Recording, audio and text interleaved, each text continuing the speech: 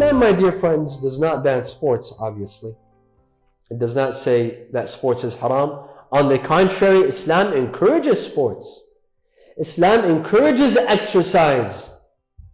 We have a hadith that says, teach your children 3 things. 3 things teach them. Number 1, horseback riding.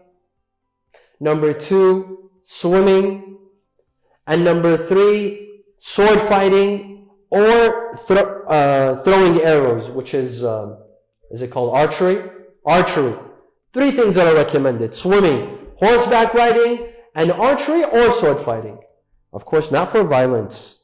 Don't think that Islam is doing this to encourage violence and to teach our children violence. No, this is exercise. And we shall mention why.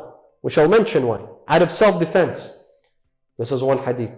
Another hadith says, إِنَّ اللَّهَ يُحِبُّ الْمُؤْمِنَ الْقَوِيِّ. Allah loves a believer that's strong. Not just spiritually strong. Of course, spiritually strong and physically strong. Allah loves a believer that's physically strong, physically fit, that is fit. In Risalat al-Huquq by Imam Zayn al-Abidin alayhi salam, he says, وَإِنَّ لِبَدَنِكَ عَلَيْكَ حَقًّا. Your body has a right on you. Go and exercise. Don't let your body be weak. Your body has rights. Go and exercise. Be fit. The Quran says, قُلْ سِيرُوا فِي الْأَرْضِ. Say, walk on earth. The Quran encourages us to walk. This is a form of exercise. وَامْشُوا فِي مَنَاكِبِهَا وَكُلُوا مِنْ رَزْقِهِ. And walk in Allah's vast lands and eat from His sustenance. Walk. This is a form of exercise. And the story of Yusuf and Yaqub, the verse that we began with in the beginning of the speech. When the children of Yaqub took Yusuf, they took him for what? They said, we will go, we would like to play sports.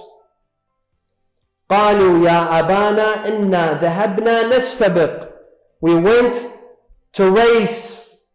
We were racing. We were exercising. We were playing sports. Yaqub did not tell them this is haram. This is wrong. These are children of prophets. Children of prophets are exercising. They're playing sports. They're racing. Is there something bad? Of course not. Why does Islam encourage sports and exercise? 3 reasons. Number 1, to stay fit and to stay healthy. When you exercise and when you play sports, you will be more healthy. You will be more fit. You will be able to worship Allah better. Who can worship Allah better? Someone who's tired and his bones hurt him and can barely walk, or someone who's fit, someone who jogs every day, someone who's healthy. Who can worship Allah better? Who can go to Hajj every year and perform Hajj? Those that are old, those that are unhealthy, those who don't exercise, when they go to Hajj, they have a hard time. That is why people that are not fit, not healthy, they have a hard time going to Hajj. While those who are fit and exercise, they enjoy going to Hajj.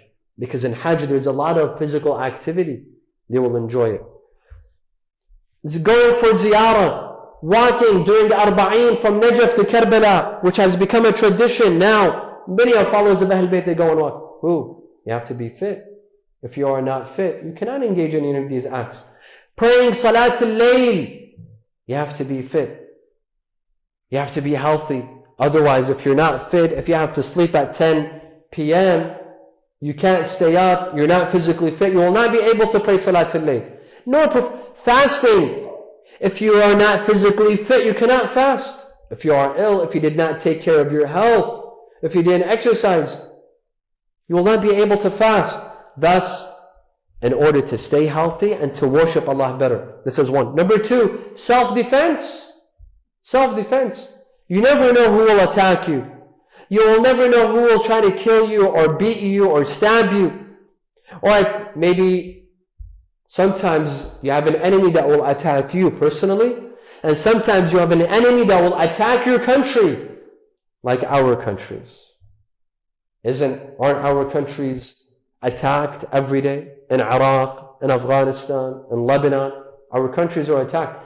Out of self-defense, Islam says be healthy, exercise, learn how to fight with swords, learn how to ride horses. And this was an example, riding horses. Today, if we don't ride horses, if it's not a common exercise, let's do the common exercises of today. If today there's no swords, what other things are there? Use it out of self-defense, not to attack others. Don't get me wrong.